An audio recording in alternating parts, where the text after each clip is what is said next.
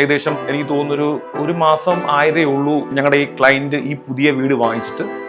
അതിനകത്ത് ഒരു കിച്ചൺ ഉണ്ടായിരുന്നു, പക്ഷെ അത് ഉപയോഗിക്കാൻ പറ്റാത്ത സിറ്റുവേഷനിലായിരുന്നു. ആ കിച്ചണിനെ ഞങ്ങൾ പ്രോപ്പറായിട്ട് റെനോവേറ്റ് ചെയ്ത് അതിനെ റീഡിസൈൻ ചെയ്ത് പെർഫെക്റ്റ് ആക്കി കൊടുത്ത ഒരു കിച്ചണിന്റെ സ്റ്റോറിയാണ് ഞാൻ ഇന്ന് പറയാനുള്ളത്.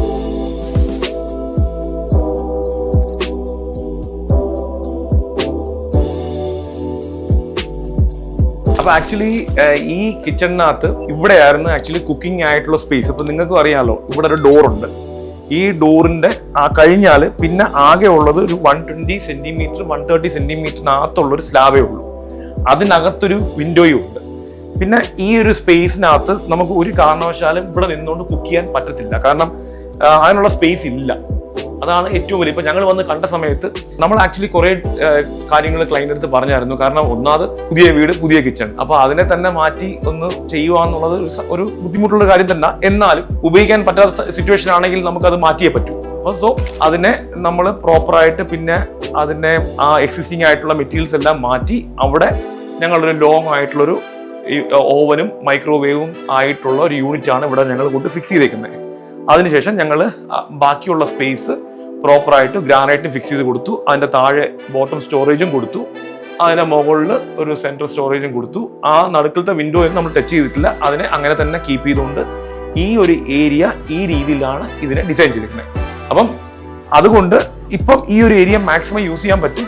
മറ്റുള്ള മെറ്റീരിയൽസ് അത് വേസ്റ്റ് ആയി പോയി, കാരണം നമുക്ക് തിരിച്ചത് പല മെഷർമെന്റ് ആയതുകൊണ്ട് നമുക്ക് ആ സെയിം സാധനം നമുക്കിവിടെ കൊണ്ട് ഫിക്സ് ചെയ്യാൻ പറ്റത്തില്ല. അതുകൊണ്ട് ഈ ഒരു കോമ്പിനേഷനാണ് ഞങ്ങൾ ചെയ്തിരിക്കുന്നത്. ഈ മുകളിലുള്ള കാണുന്ന ലോഫ്റ്റ് അത് നേരത്തെ ഉണ്ടായിട്ടുള്ളതാണ്, അതിനെ ഞങ്ങൾ ടച്ച് ചെയ്തിട്ടില്ല.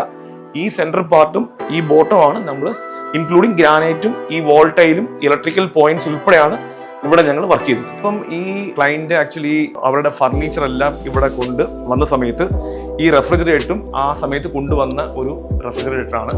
അപ്പൊ ഇത് ആക്ച്വലി അത്യാവശ്യത്തിന് വലിയ ഒരു റെഫ്രിജറേറ്റർ ആണ്. അപ്പൊ അതിന്റെ വീതിയും ഡെപ്തും ഒക്കെ വലിയ കൂടുതലാണ്. അപ്പൊ ഈ ഒരു സാധനം ഏകദേശം ഇവിടാണ്, ഈ ഒരു സ്പേസിലാണ് ഇരുന്നത്. അപ്പം നേരത്തെ ഈ കിച്ചൺ എന്ന് പറഞ്ഞാൽ ഇത്രയും ഭാഗമേ കിച്ചൺ ഉള്ളൂ. ബാക്കി ഈ കംപ്ലീറ്റ് കവർ ചെയ്തിരുന്നത് ഈ ഒരു റെഫ്രിജറേറ്ററാണ് ഇവിടെ ഇട്ടിരുന്നത്. അപ്പം ഈ ഒരു സ്ഥലമൊന്നും നമുക്ക് യൂസ് ചെയ്യാൻ പറ്റത്തില്ലായിരുന്നു. ഈ റെഫ്രിജറേറ്റർ ഇരിക്കുന്ന ഭാഗത്താണ് സിങ്ക് ഇരുന്നത്. അപ്പം ആ സിങ്കിനെ ഞങ്ങൾ കുറച്ച് അങ്ങോട്ട് മൂവ് ചെയ്തിട്ട് ഈ അവിടെ ഇരിക്കുന്ന റെഫ്രിജറേറ്ററിനെ ഞങ്ങൾ കറക്റ്റായിട്ട് ഈ സെന്ററിൽ കൊണ്ടുവച്ചു.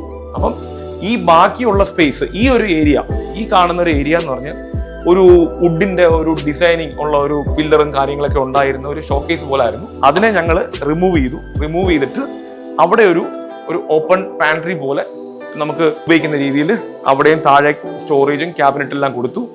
എന്നിട്ട് ഞാൻ നേരെ നമ്മുടെ ആ ഹുഡും ഹോബിനെ എടുത്ത് നേരെ ഓപ്പോസിറ്റ് ഡയറക്ഷനിൽ ഈ ഒരു ഏരിയയിലായിട്ടാണ് ഫിക്സ് ചെയ്തിരിക്കുന്നത്. അപ്പം ഇവിടെ തന്നെ ഇപ്പം നല്ല രീതിയിൽ നമുക്ക് കുക്ക് ചെയ്യാൻ, നമുക്ക് ഈ ഭാഗത്തോട്ടും പ്ലേറ്റ് മൂവ് ചെയ്യും, ഈ ഭാഗത്തോട്ടും പ്ലേറ്റ്സ് മൂവ് ചെയ്യും. അത്യാവശ്യം ഇതിൻ്റെ താഴോട്ട് മാക്സിമം ബാസ്ക്കറ്റ്സ് ഒക്കെ പ്രൊവൈഡ് ചെയ്തിട്ടുണ്ട്.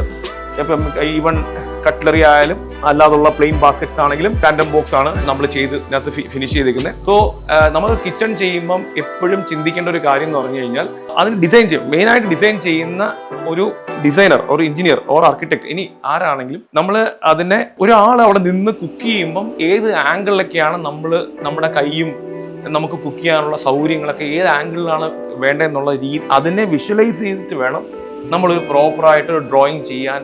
ആ ഡ്രോയിങ്ങിലൂടെ നമ്മൾ ആ വർക്ക് ചെയ്യുവാണെന്നുണ്ടെങ്കിൽ 100% ആ കിച്ചൺ വളരെ ഫ്രണ്ട്ലി ആയിരിക്കും, നമുക്ക് വളരെ യൂസ്ഫുൾ ആയിരിക്കും.